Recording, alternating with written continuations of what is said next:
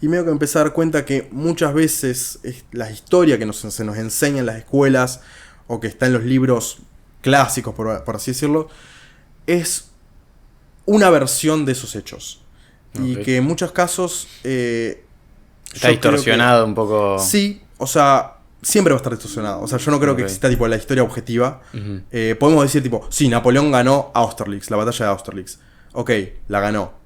Pero todas las implicancias que eso conlleva, no solamente que no los podemos tipo ni siquiera comprender, porque tipo sobre un hecho siempre va a haber miles y miles de cuestiones que se nos escapan, incluso a la propia escritura de la historia, ¿entendés?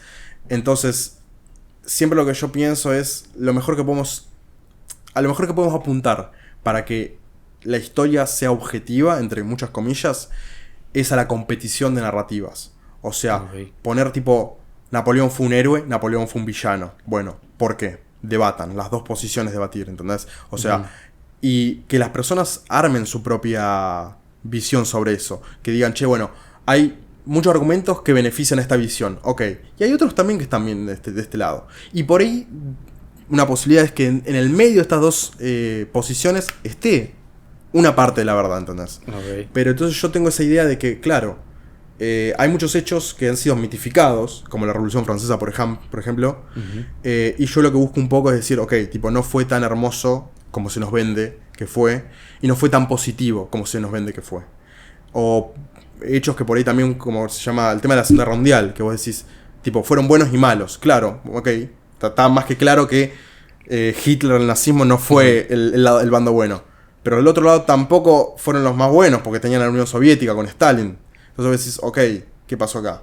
Entonces, la historia, lo que se nos hace a nosotros cuando vamos a estudiar la historia en el colegio o en la escuela, se nos simplifica la narrativa. Y se nos hace, aunque te digan, che, acá no ponemos buenos y malos.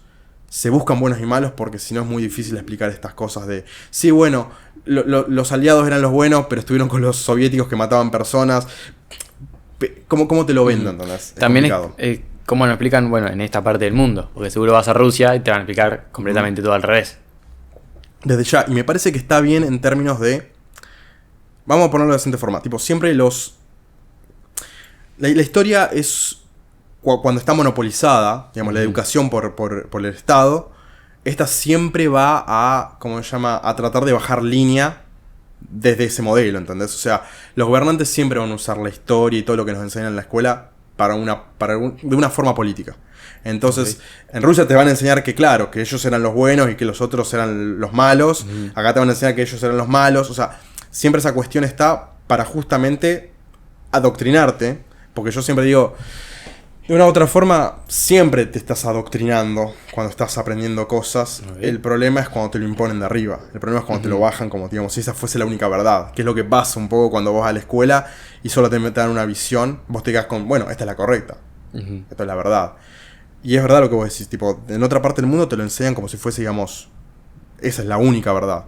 No estoy tan en desacuerdo con que estén esas posiciones, que existan esas posiciones. Lo que sí estoy en desacuerdo es que se censuren las otras posiciones. En eso sí estoy de desacuerdo.